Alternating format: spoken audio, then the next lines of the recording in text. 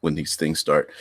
And there we go. We are live. Okay, thank you for joining me. I am DBJ, and this is RPG with DBJ, and we are going to basically do um, a deep dive into world building. And I thought, after doing a video on a few world books, such as Shadows over Drift Chapel and Salt and Wounds, especially, that how can we take something simple, something that we are used to looking at all the time, especially in the world's most popular role-playing game, and really stretch that idea out. So using, for example, Salt and Wounds campaign setting, it was, what if a Tarask really did rampage throughout the world and was put down by heroes? So we're going to start off with, well, the RPG classes in 5th edition Dungeons and Dragons.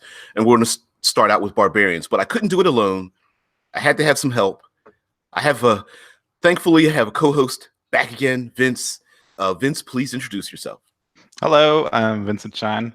I recently started making English videos too, so yeah, maybe you could look around to my channel now. I'm an RPG creator, not published yet, but I do my best. And I'm try to join DBJ from time to time and spam the chat, and now I'm talking directly. Why, thank you, sir. Yeah, and now, of course, like many things, and I've mentioned this before, like we role players are a brilliant sort, sometimes too smart for our own good. And we love to get to the answer, right? Like, we've got a question, we just want to answer it and be done with it. And for the most part, come to the lowest and clearest common denominator. And while that's good scientifically, sometimes it's not very good creatively to make like great stories and adventure and things. And so I'm going to start the fight. I'm going to start the fight out now. Like, sometimes we'll talk about firearms in medieval worlds and in our settings, and that's going to be a huge divide, right? You got the one group that's like, well, if magic exists, there would never be guns. And the other group's like, well, if guns exist, guns would just take over everything. And while that argument is nice, it doesn't necessarily present a great place to have adventures where you want drama and you want conflict. So go ahead. There is a principle of thinking, which I find really interesting. The evangelist Johannes, John, I think in English he's called, is portrayed by an eagle.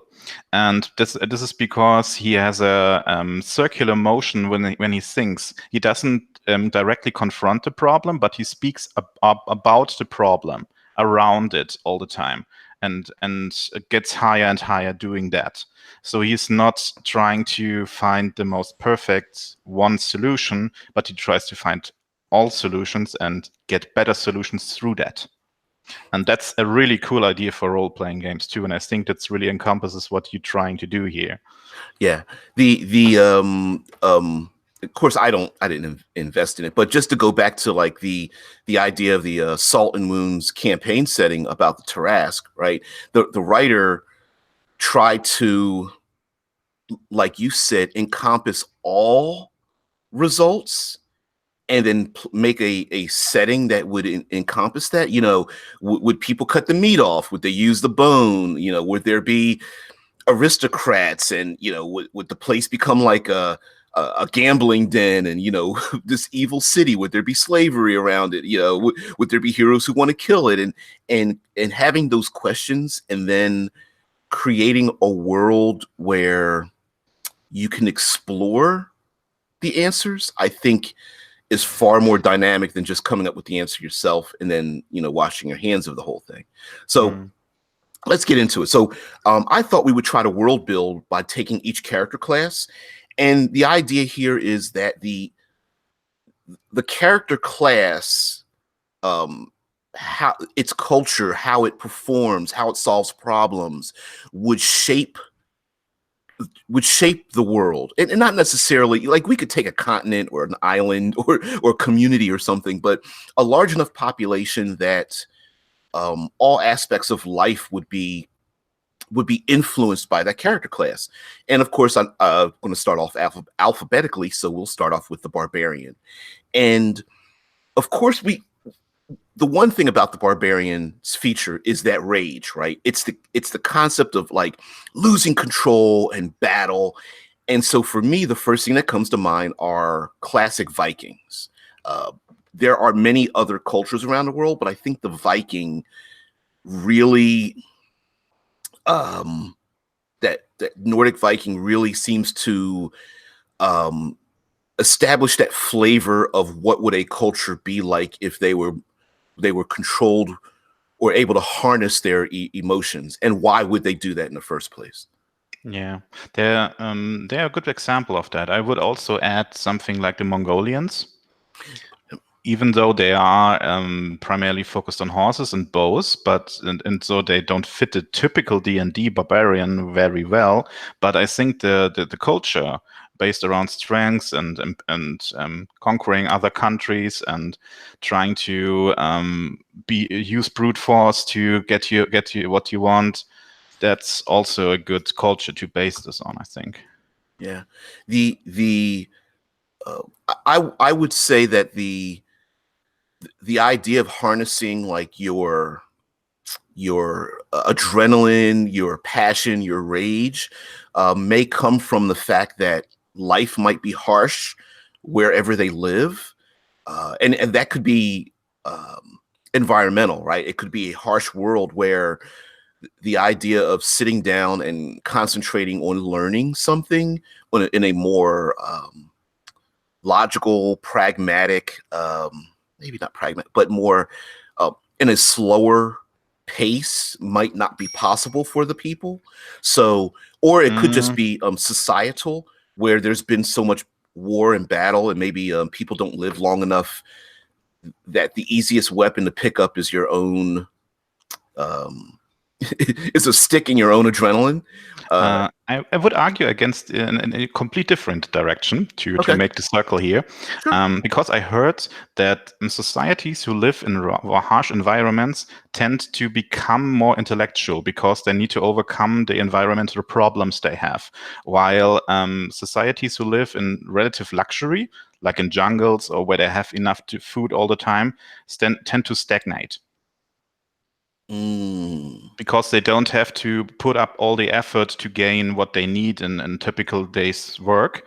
And that's why a lot of cultures who live constantly near the equator are not as highly developed as those who got a bit more up north, because it's colder there and they had to adapt to the cold. And that's why they invested and invented a couple of things to combat this. And that's why I think it would be interesting to have something like a really luxurious place, something like a tropical paradise or something, where they simply don't think about making something more substantial than just axes and spears and whatever they might need. And all they do all the time is just fight because they have nothing to do otherwise. that that has a lot to do with it too, in terms of maybe in a region where they have a lot of resources, they have especially a male dominated society, there's a lot of pent up aggression, even like sexual tension and whatnot, and they've got to release it, and the That's best way part to of do being a barbarian too. yeah, and so maybe like having these battles and these fights are like the side effect of having too much pent up aggression in them, especially with others around them.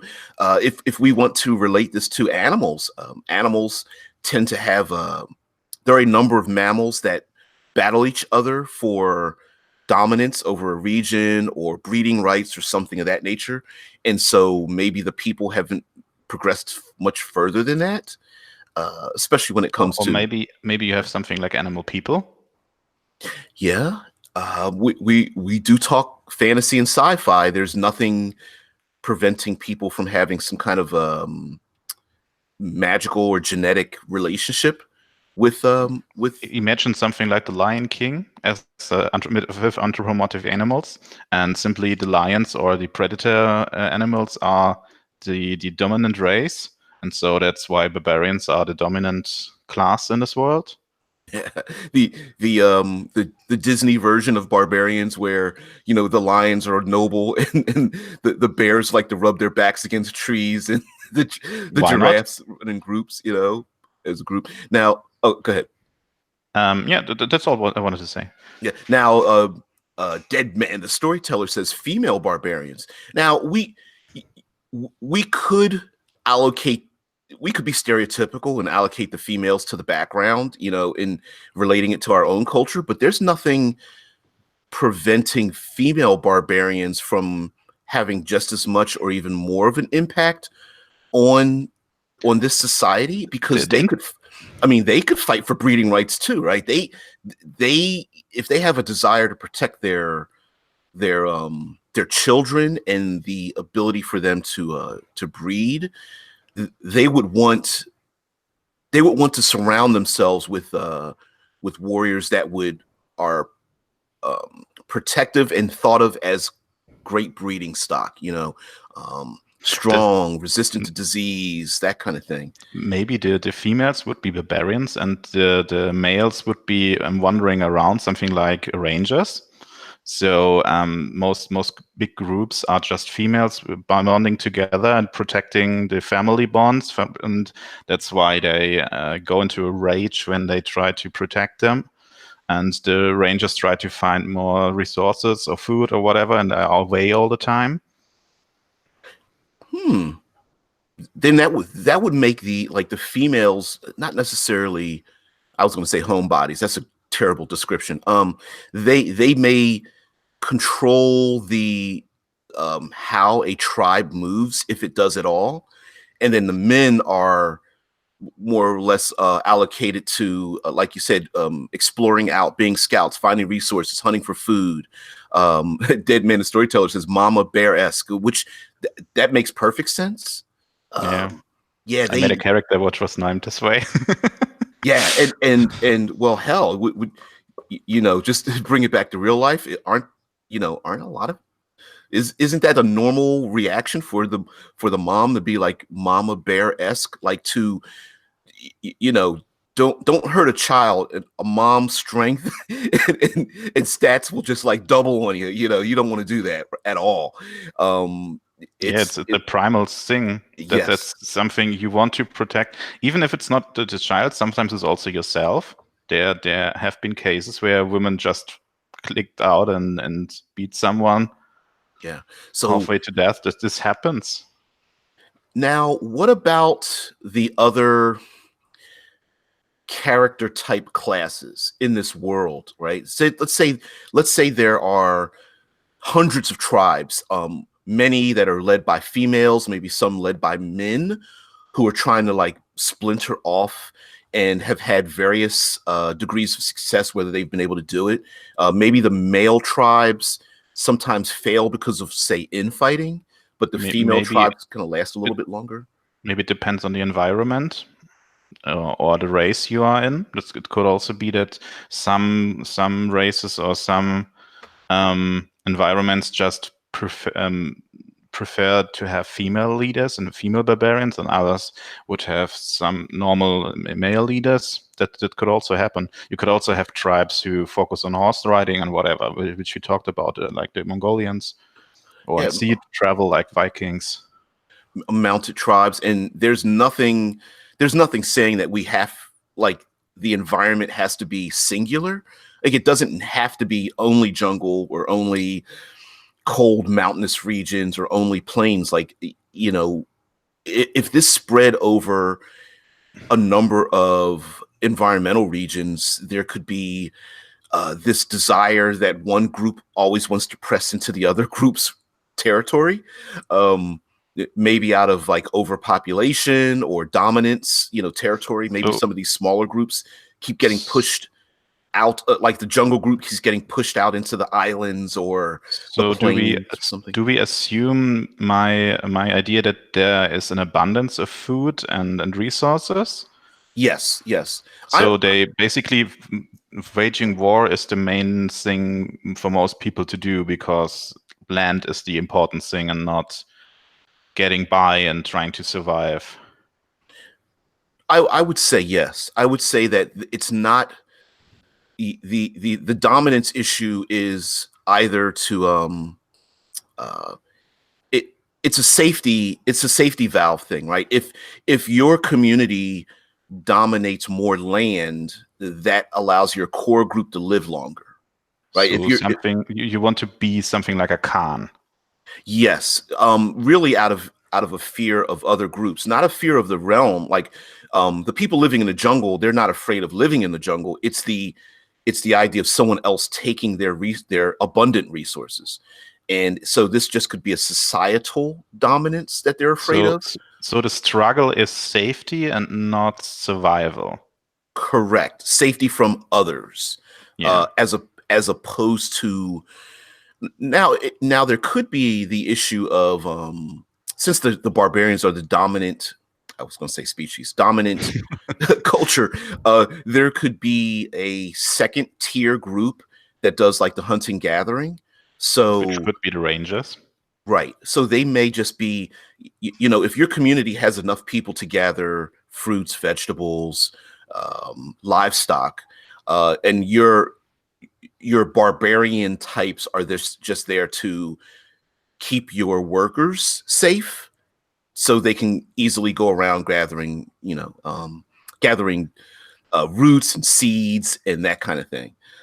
Scott Poe says, man, Robert E. Howard's essay about his Iberian age is all about people pushing each other off the map, causing, I guess I'm going to assume, Civilizations. like, yeah, civ races to rise and fall. And yeah, that would be the thing, right? Where these larger groups, there would have to be this balance, right? If your group gets too large, you have to feed them all. And the easiest way to feed everyone would just be to expand. You know, there's enough resources to easily feed and house your group as long as you can expand outwards. And so As long as uh, you keep within a certain size, because it regrows everything. But if you get too large, you would basically ravage the whole place, and nothing would be left because you killed too much or you destroyed too many plants or whatever.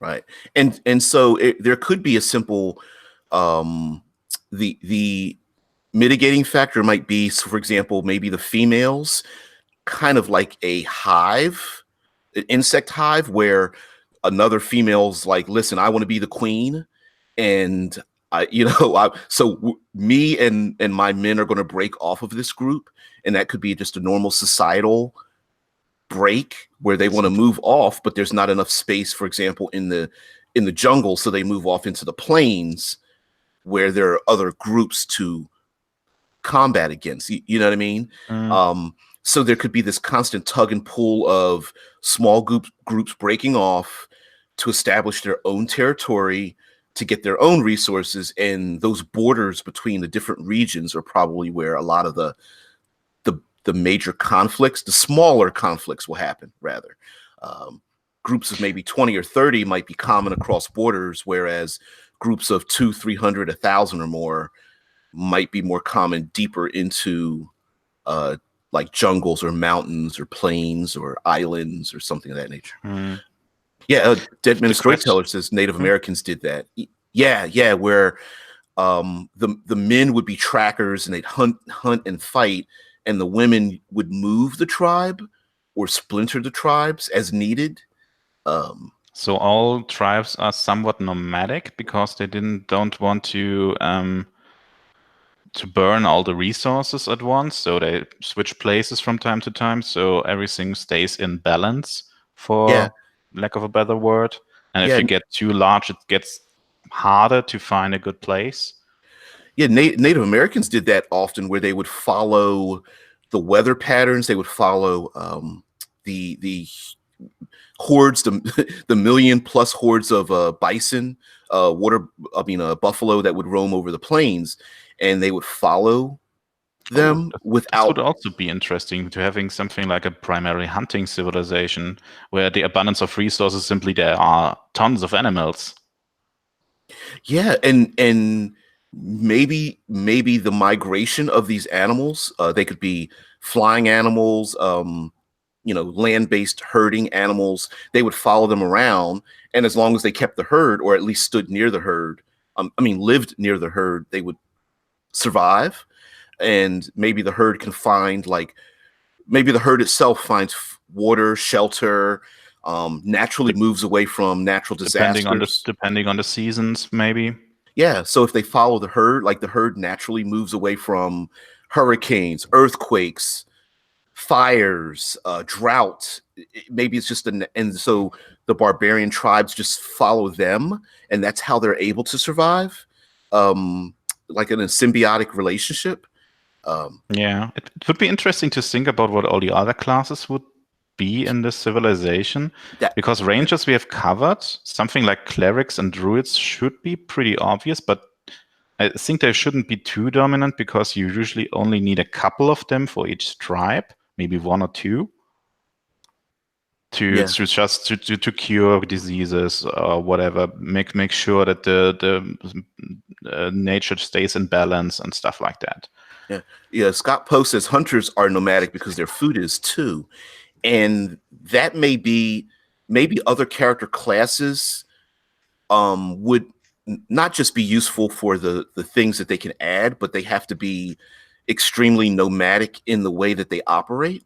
So just thinking of, like, for example, a cleric, right?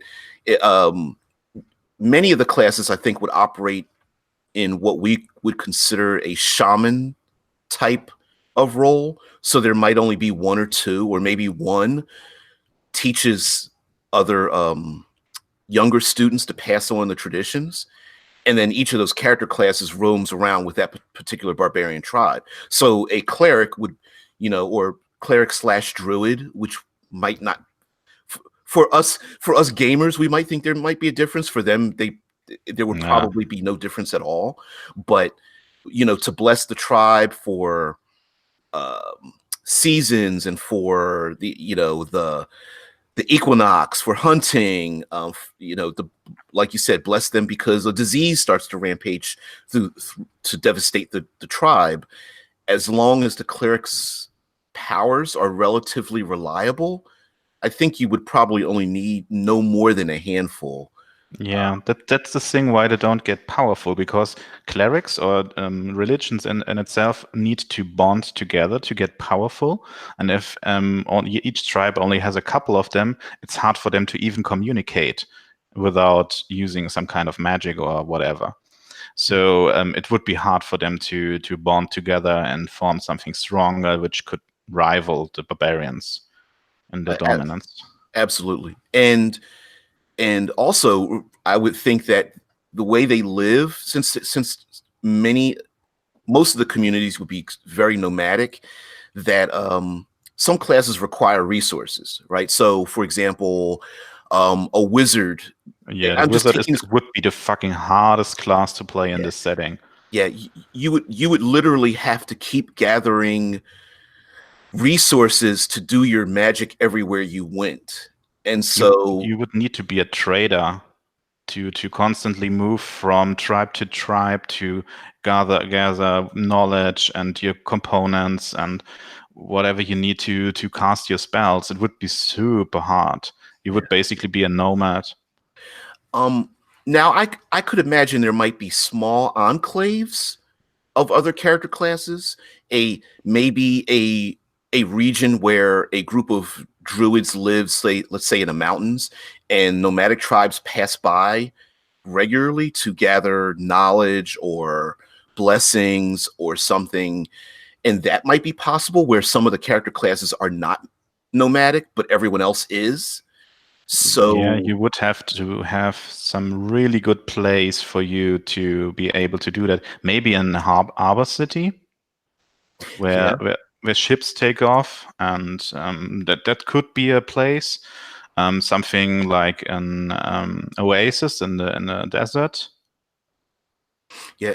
Scott Bo says lots of ritual magic from your tribal wizard. Absolutely. The gaming ritual spells might talking about the rules might fit very well into the nomadic setting, because a wizard casting fireballs and stuff is probably going to be pretty rare, mainly because they would have to, I don't know if they'd have enough time and resources to sit down and study those things. If the tribe is like, hey, we can't wait for 3 months for you to learn what a fireball is, we've got to move now. Yeah, the spells which are practically useful would be the most valuable to them. Maybe finding someone or something, or protecting them from whatever elements they're walking through, and stuff like that. That would be far more valuable than being able to throw a magic missile every once in a while. Because you have a fucking tribe of barbarians doing damage shouldn't be the issue here. Right. They could also be a powerful and valuable commodity. Other barbarian tribes trying to take out your priests or thieves, or um, take out the specialists so that you could dominate these other groups. So the thieves could be infiltrating other tribes and trying to harm them, to do indirect warfare, which is probably something you wouldn't want to do in a society like that. And so I think that would be reserved to those who lost their honor or whatever. Yeah, and Deadman the Storyteller says, see the Conan movies for wizards. Absolutely. I believe like anything related to wizard, cleric, druid would all blend together culturally and visually. If we were playing a game, you would write that down on your character sheet, but I think interactively there wouldn't be much of a difference between ritual magics.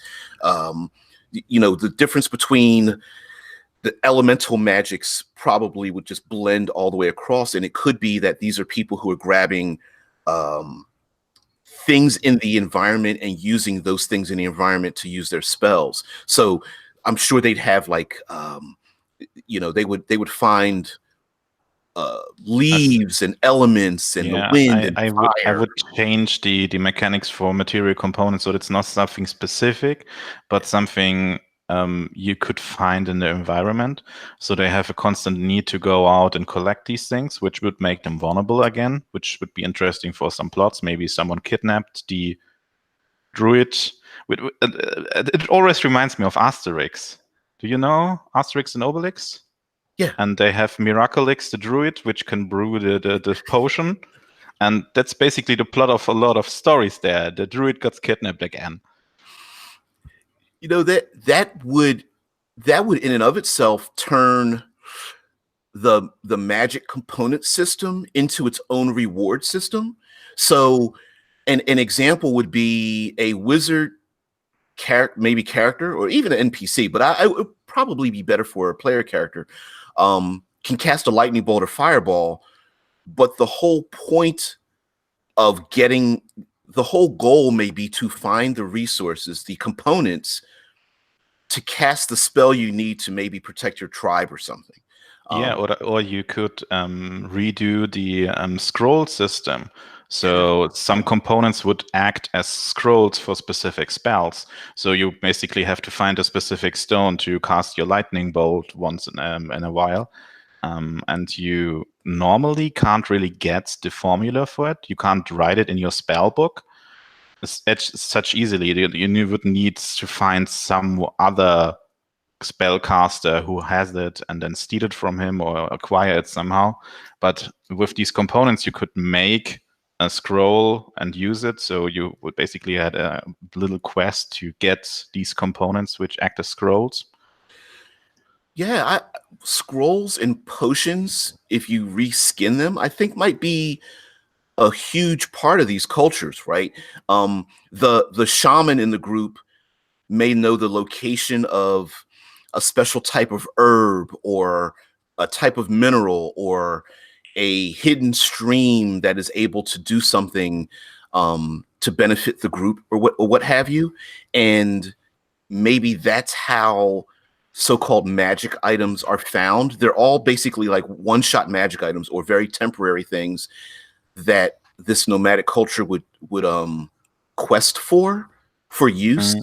So let's say there's a magical stream of healing, right? They have to find this not legendary place, but something spread by word of mouth.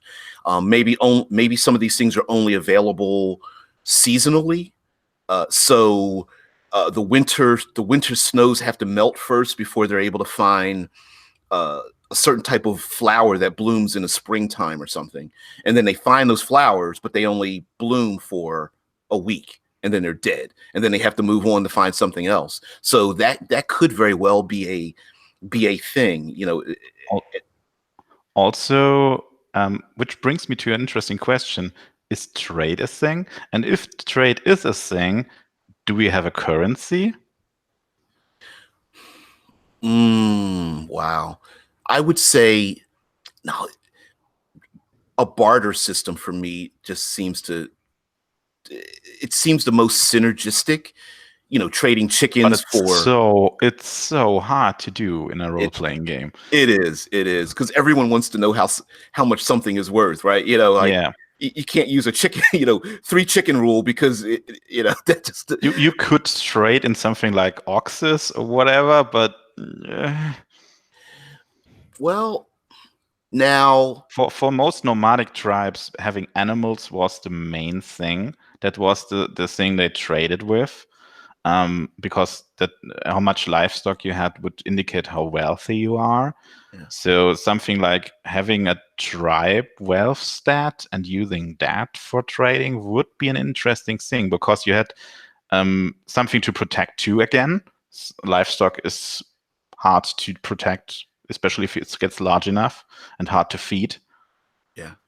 Um, you yourself, Scott Poe, you guys were talking about the like variable components, and I really love the idea of variable components based on where you're at or what you're doing, the seasons and that kind of thing. Like I don't know, instead of a spell requiring a pinch of salt and a silver coin, I love the idea of the same spell but you're able to use different components to get to that point. So it could be, the leaves of a particular plant aged for 3 days, or the blood and organs of a particular animal that's sacrificed to some elemental gods or something to achieve the same result. It would be rather neat if you would need to test it first, and maybe then maybe you get a component, and then you roll on the random table which type of potion or scroll you get from it, and then okay, this component gives me that, and so you basically have something to explore all the time and test out. That would be neat. That would be neat because you could very much like players might gather things that at the very moment might not seem useful, but if they combine it with something else, some other material or time or effort is involved in using it, maybe they can then unlock it. So let's say they gather some roots, maybe they don't realize that they also need to gather the information on how to brew the roots to make a potion, and then what the potion is they may not realize what it is until they find that information as well. So that potion could heal or give them great strength or heck turn them invisible or something. That Who knows? it would be like puzzle pieces. I like that. I like that a lot. And I once made a character concept for magical chef where the animals you eat give a buff.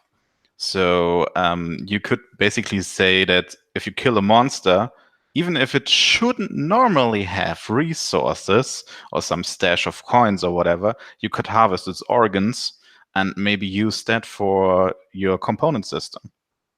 hell, that's a real world thing, right? You kill a deer and that it's the idea that the deer itself kind of transfers some of its essence to you. And in a way, you respect nature for allowing you to have the deer. The thing is, I think we're getting a bit off topic here because we're talking about spellcasters and druids a lot. True, right? Yeah, Maybe we should come back to this when we talk about druids. okay, And okay. maybe look for another aspect, because I've just remembered something. The barbarians have this totem warrior specific Yeah, yeah, class option, and maybe we should try to focus a bit on that. yeah, absolutely. So, well, we did establish that some of these other character classes wouldn't be very numerous. So the barbarians themselves, while they may count on these other character classes, um, it's not something that they would what would we say, they wouldn't focus on or wouldn't be able to focus on, right? There wouldn't be more druids in a group than a barbarian. There would maybe be one or two for every 50 or 100. Yeah. And it could just be because there's such a great there's so much conflict between nomadic tribes, whether they're scouts or hunting or trying to maintain their own dominance of a region, that the barbarian is absolutely necessary to protect their young, protect the scholars that travel with these groups. The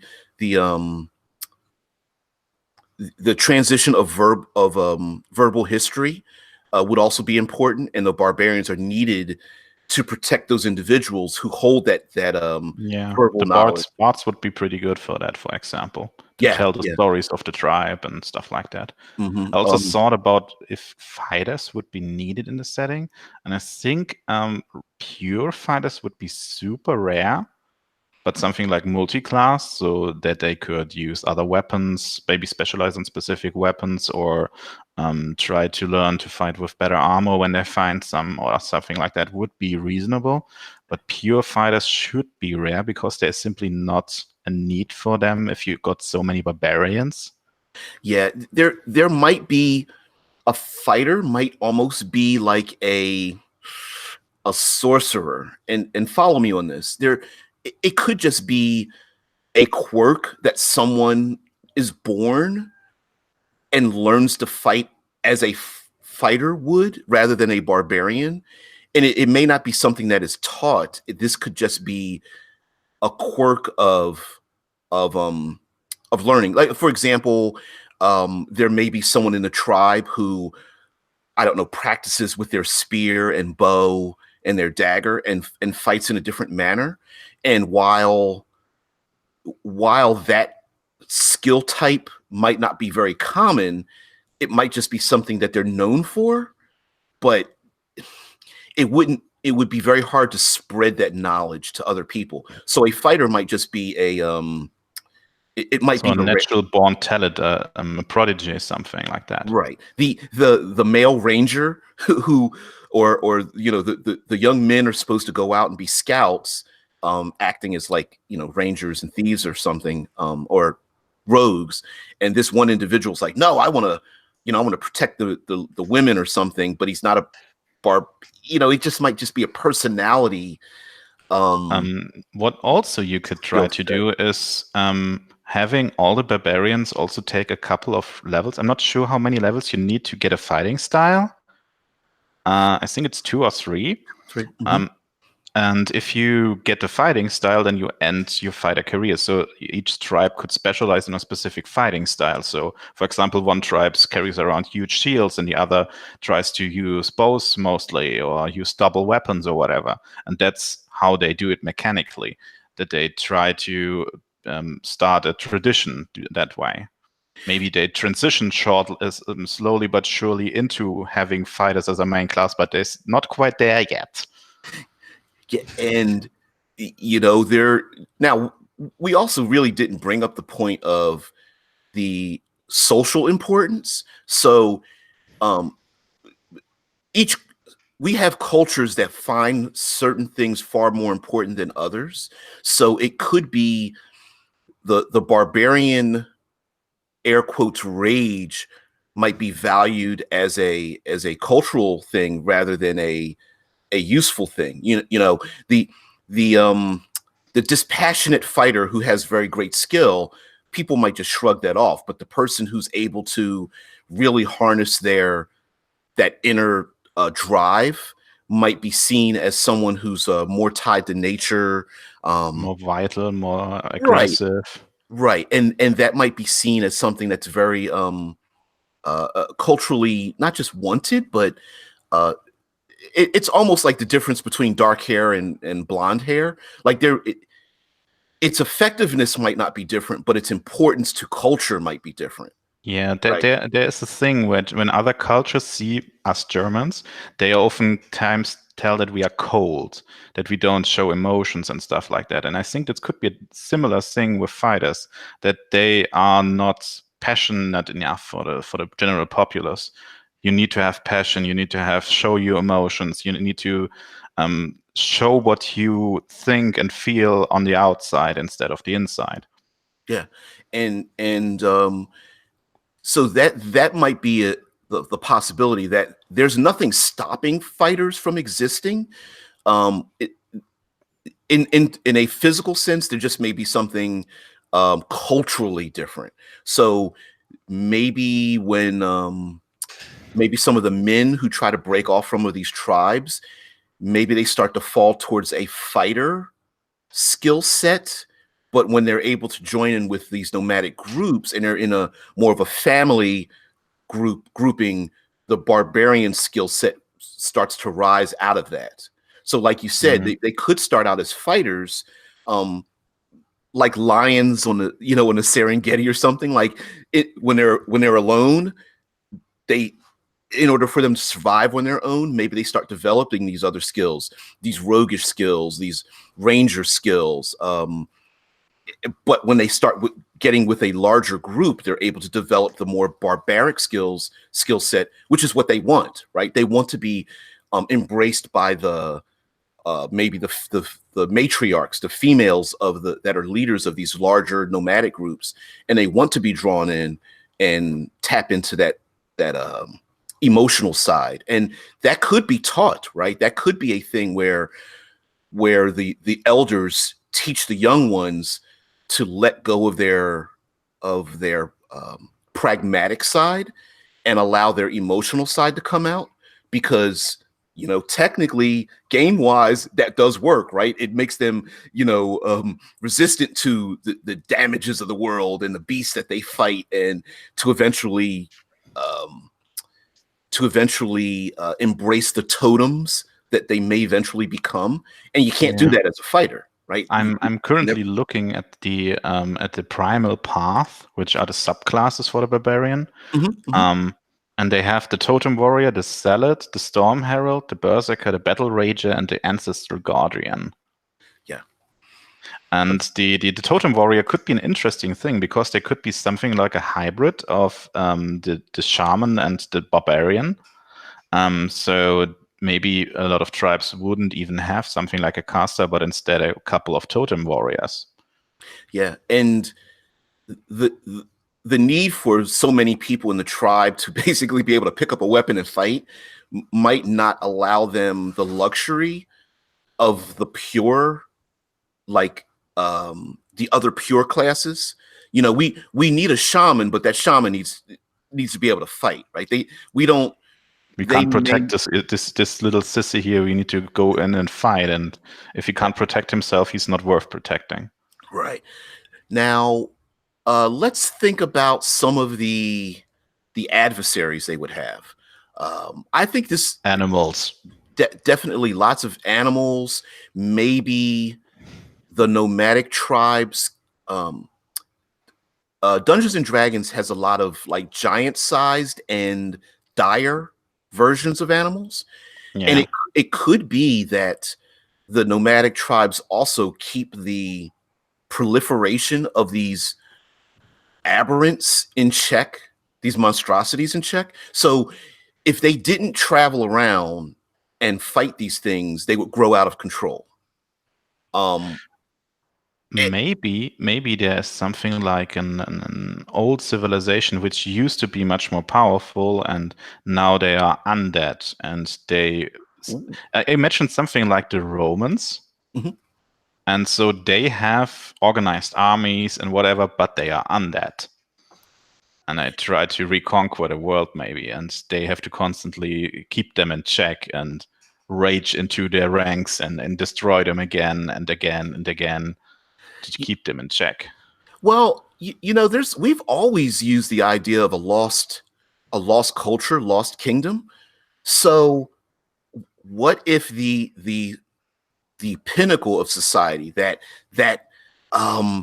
great aqueducts, even going so far as to have clockwork mechanisms and towers with wizards in them and all that, maybe they destroyed themselves, and these the barbarian cultures are living in a world that's been overgrown, but those things are all adversaries now.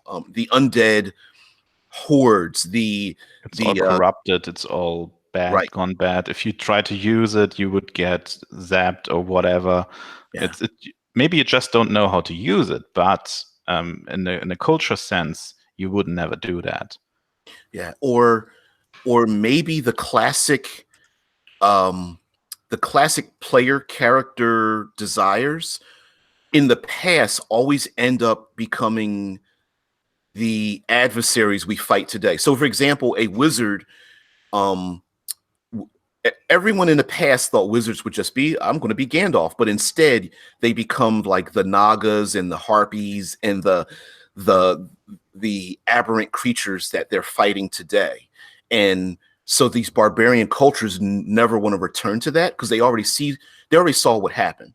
Um, that these the desire to have this older culture always turned bad. So maybe they come across like jungle overgrowth, but there's like constructs in there that might awaken and walk through their jungles, and they have to take them down. And maybe there's flocks of, I don't know, manticores or something with human faces, but really they used to be, like you said, Romanistic warriors or something that were mutated by the magics they used. So no one wants to go back to those old days.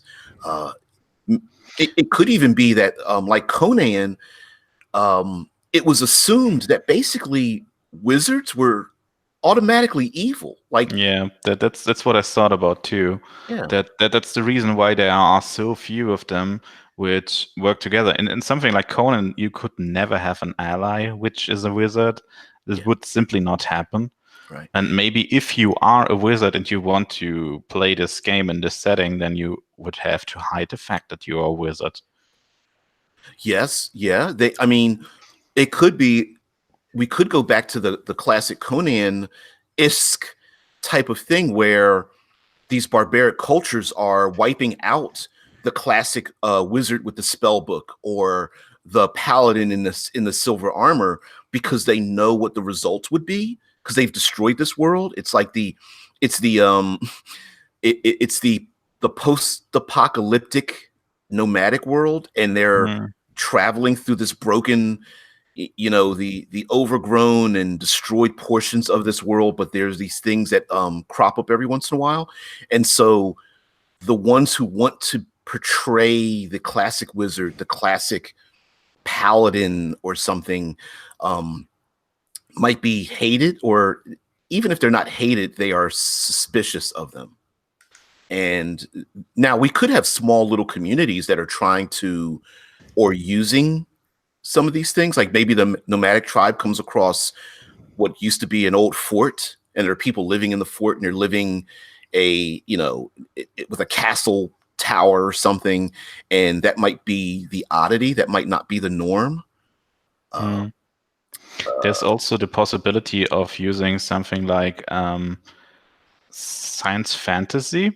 There was, I'm not sure of the name of the game again, but there was a game where you basically play primitive hunters, but the civilization before was super high tech. and the animals are actually giant robots walking around, and you have to bring them around. I'm not sure how the game was called again. It just eludes me currently. And you could build your stuff out of high-tech stuff, but you would build a bow instead of a gun with high-tech components and stuff like that. That you have a primal society, but you're using high-tech. Yeah, that you could absolutely do that. I mean, if you really wanted to go gonzo with it, you could have there the Tesla Ranger says Horizon Zero Dawn. That's Yeah, it. exactly. That's what I meant. Yep. The image of the female warrior riding on like a rusted beast, like mechanical beast, comes to mind with a bow. I don't know why. Yeah, Yeah, exactly. Scott Poe says maybe their nomadic route travels around a mountain or ancient forest or other hellmouth that they circle to keep the aforementioned monsters within culled down. And that's what I was thinking of, right? Like maybe this nomadic culture, it's of course they're trying to survive, but they also may feel this Yeah. duty to keep these things at bay. And The big so there could question, be, ancient mounds and hell mouths and portals and mechanisms, and all of these things could exist, and they're keeping them at bay because without someone to cull them down, it would just take over the world or run rampant or destroy their resources. the big question is, how would the tribes go about this? Would they basically elect a specific tribe to defend us all the time? Would they switch its duty every couple of years, or maybe a seasonal? What kind of arrangement would they make? Because if one tribe would have to defend us all the time, they would be overrun eventually, and also they would be super weak to attacks from other tribes. Yeah. And that's why it's super hard to find an arrangement like that. You would need something like arrangements between different tribes to even get to that. So basically, they are off limits because they need to protect us. So we can't attack them, no matter what. That's possible. Although we might be limiting what they do, right? So it could be. Wow. It's hard, yeah. Yeah, because I think normally the tendency would be to go away from this place as fast as you can. Yeah. And if they're nomadic, they're probably more likely to move and run than to stay and fight. Not that they don't have the capabilities of fighting. Maybe that's what's pushing the tribes to have conflict, because this eternal, maybe that is the world, right? There's this eternal back and forth of moving because you have to live, but these things are always going through the resources that you have that's readily available to you. So the tribes move and move, but at some point they have to stop and fight, and then they move again, and they move again, and then they have to stop and fight. And that tug and pull, like there might be some tribes that are like, no, we should stay and fight. And so there could be tribes that will absolutely do that. And maybe smaller satellite tribes know that their main tribe is staying and fighting, and that they are very valuable in keeping this evil from getting out.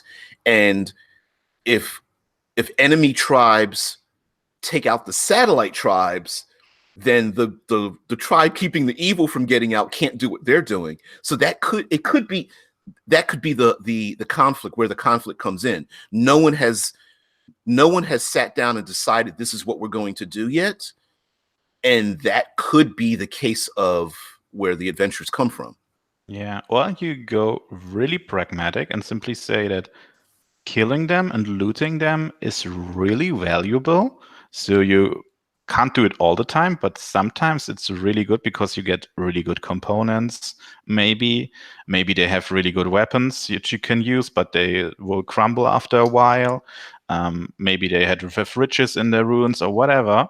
So they have a reason to sometimes, when they are really strong, say, okay, we don't fight other tribes, we fight these guys, and we get better loot from them than fighting another tribe. Yep. Yes, Scott Post says this gives you commerce too. They have monster parts to sell. You know what? That's a thing too, right? Where if maybe one tribe finds resources that are useless to them, but they know they could sell them or trade them with other tribes. And again, we have that push and pull, right? Where the tribes want to trade, but they also might be in conflict with each other. They might be opposed to their goals. So it's do we want to shake hands and trade today, or are we going to end up fighting? I don't know. The thing is that trading almost ever existed. There is this legend, this ancient man which was found in Austria a lot of time ago. We call it Ötzi. I'm not sure how it's called with you guys. It's an old mummy which was encased in ice. And he was probably a trader, and that's from thousands of years ago. And trade existed like forever because it's so good to trade stuff. Yep. You have something you don't really need, but you get something you really need. That's worth traveling for. That's worth putting away your differences for a while. And that's something I think should exist in almost every world. There isn't really a good reason to try to kill someone if you could just trade with them. Right. And so that sounds like an exceptionally great motivator, especially for player characters, right? They are maybe essentially everyone that travels is a trader or has some trading desire. So even the so-called, all barbarian groups that want to fight, essentially what they are traders. They're just willing to fight to defend themselves, because you're always going to have bandits. You're always going to have people who want to take advantage of that. But for the most part, all they want to do is just trade with other groups and come back to their own group. And the byproduct of clashing with people who maybe language might be a problem, or which are just going too far. Maybe there are tribes who just try to conquer everyone else.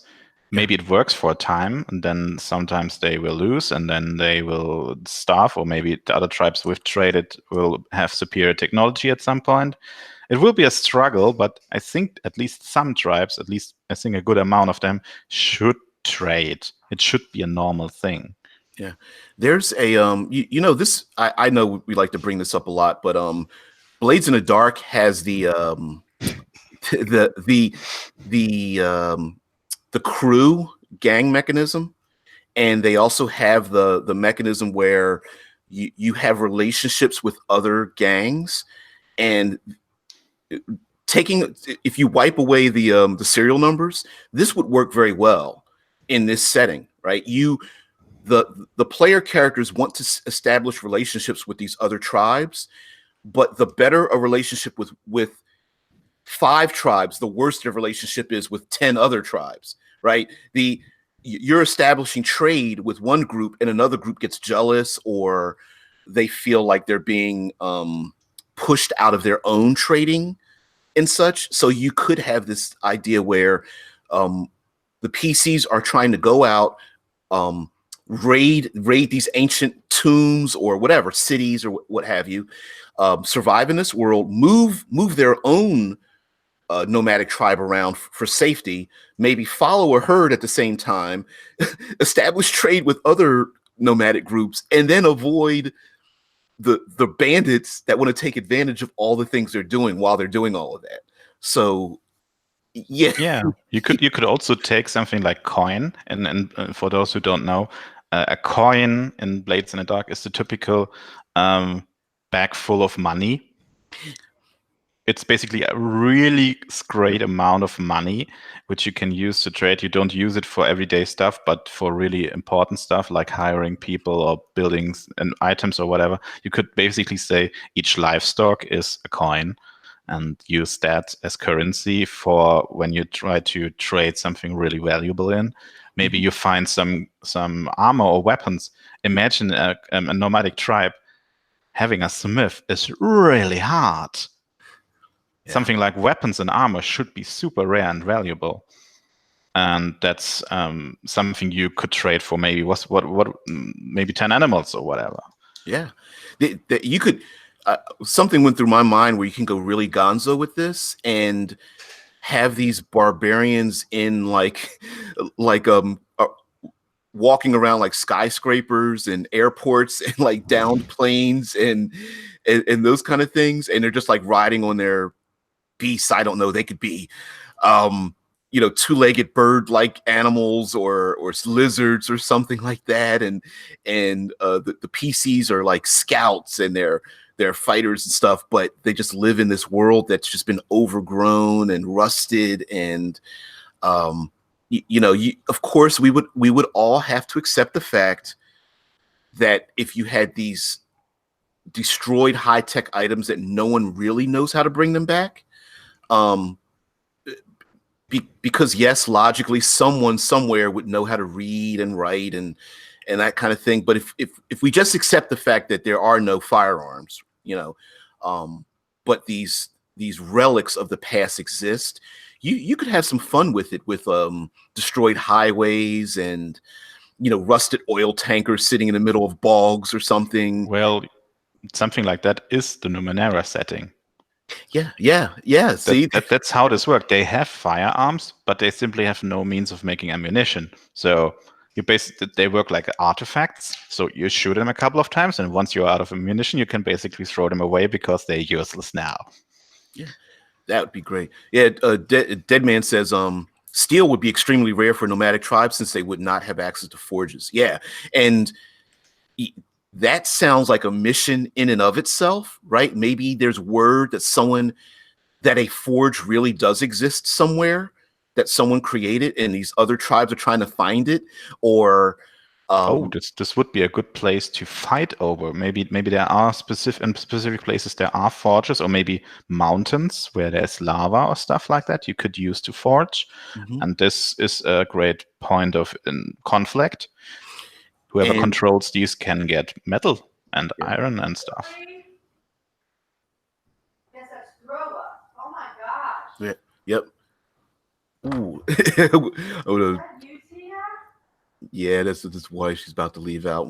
Our cats probably got sick. Yeah. But yeah, there could be maybe some of these communities that have these rare skills, or not rare because they are settled, are like neutral parties. And let's say they find a community where they have a forge. They live because of the trade of groups that come by.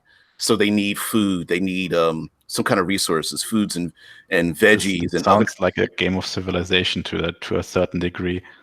Yeah, yeah. And so hey, interesting. Yeah, I need a steel sword forged for me.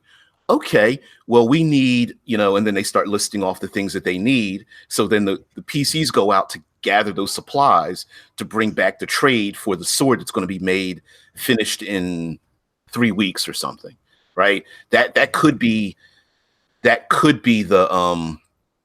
motivation for continuing to remain mobile. Is this constant idea of going out and getting things. Getting resources should be the main focus of this thing, and getting strong and stuff is not that important. Yeah, that could be. Yeah, his wife's leaving. I can always tell if it's 7 o'clock because it's time to go for the wife. Actually, I really like the setting now. I kind of want to test it. I know. I see, and that's the whole point, right? It's like to think of these things like, okay, so barbarians, pretty simple. They just rage around and they just fight each other. But I think there's nuance. We really develop some nuance in it, especially with finding these little enclaves and lost technology that, of course, is temporary. Just like Numenera, the cipher system, where maybe everything is built around ciphers, right? These temporary little a PC finds an automatic weapon.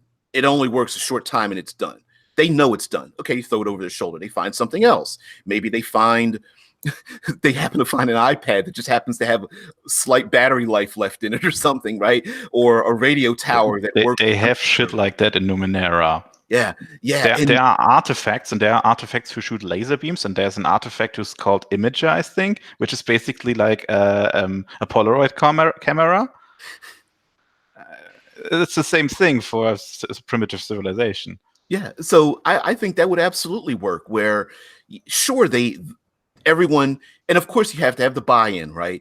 You guys, listen. There's no way high-tech civilization's coming back. Period. Right? You're barbarians. You're nomads. You're wandering around this world. You may come across things. For example, there may be a shaman knows about a tower that speaks to the gods and leads them to paradise, which could be an old radio tower that's receiving a radio signal from some far off enclave, and they get to the radio tower, and the radio tower.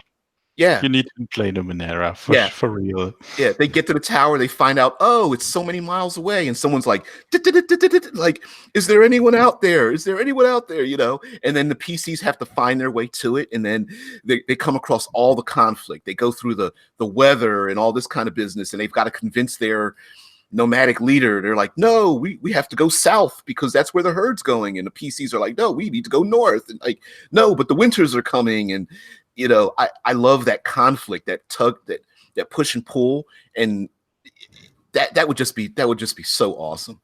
In Numenera, there are rules for learning how to use these old items, but it's super hard, a really, really great investment. So you could basically learn how to create a specific cipher or artifact, but it takes months or even years to master. And if you mastered it, then it's basically the thing you are known for. If you mastered maybe a healing pool or whatever, then you are the guy with the healing pool. That's your thing now. Yeah. And there are lots of tribes who basically mastered one or two of these items, and that's it. That's their thing. Now they have gliders, or now they have fire repellent houses or whatever. Yeah, and that's an adventure right there. Find the forge maker. Find the one with the air balloon ships or something. Find the person who makes, you know, I don't know, wagons, or find the individual that's able to, you know, repower the laser weapons or something. And there's a Numenera, there's a battery guy. A battery. There is a guy who sells nothing but batteries, and he's super sought after. He's basically one of the most powerful people in the setting. Just because he has all kinds of fucking batteries. That's awesome. Oh man, the little battery store. Every like, I just gonna imagine this person's like, you know, very nondescript and weaselly little individual surrounded by all these like big burly barbarians, like just begging for another battery, hoping that he can find a battery that fits or something. Like, nah, I don't know. I might be able to find one if you do something for me. And they're just like, oh, okay, fine. Man, and so yeah, I just we need to make a subsection of Numenera with this setting. Yeah, absolutely, man. That would just be awesome. So yes, we can world design with barbarians in mind, and I do think they fit. I think Bards tomorrow would be interesting. Bards, oh, that would be so crazy. I'm in the heavy metal tribe. Oh no! Well, they might fight the breakdancing tribe or the opera tribe as well. There might be a battle. Be aware from the hip hoppers. Yep. Oh man, and bards! Wow. Bardic skills everywhere. Yeah, that'd be crazy. Oh well, who knows? Bards. I mean, art and everything. So yeah, thank you, Vince, for joining me, making this just been like a pleasure. Diving down the deep hole of these settings. Yeah, I think we could very well world built with Barbarian. So guys, thank you very much for joining me. This is RPG with DBJ. By the way, check out Vince, please plug your channel. You put out what did you say, two English videos? Currently, I have 2 short English videos, one an introduction and one where I explain my deck building RPG. The channel name is Vincent Shine. That's it. You can basically, I can post something in the chat and then you can click on it. Awesome. So check him out. If you're already watching this, you know who I am. And guys, have a good one. Everyone, JP, what's going on there? Yeah. And so everyone have a very good day, and we are out.